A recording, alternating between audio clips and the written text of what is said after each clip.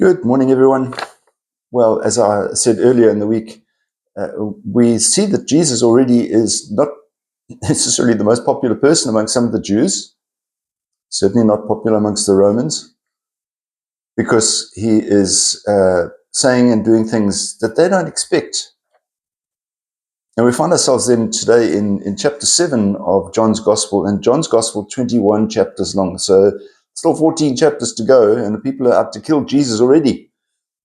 Of course, we remind ourselves that the Gospels, as they're written, try to sum up 3 years of Jesus' life into a very short time. And so there's some compressing of the sequence in which things happened.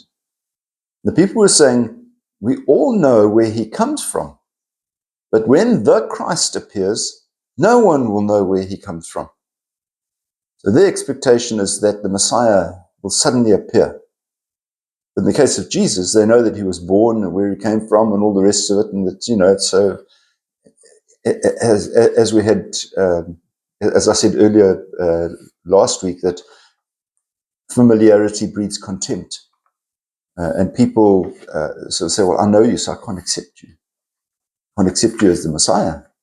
I mean, after all, really?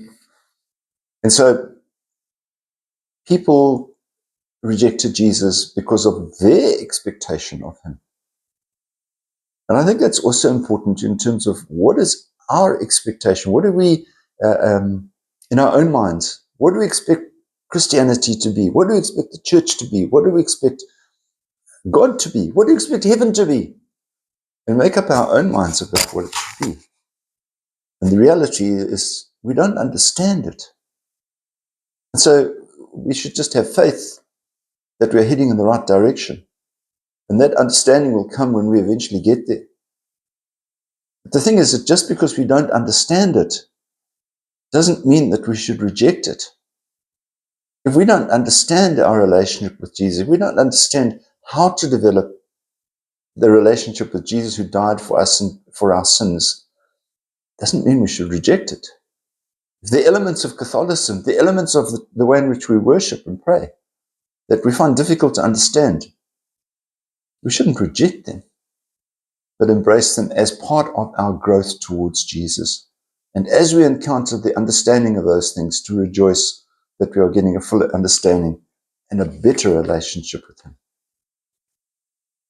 Keep yourself safe.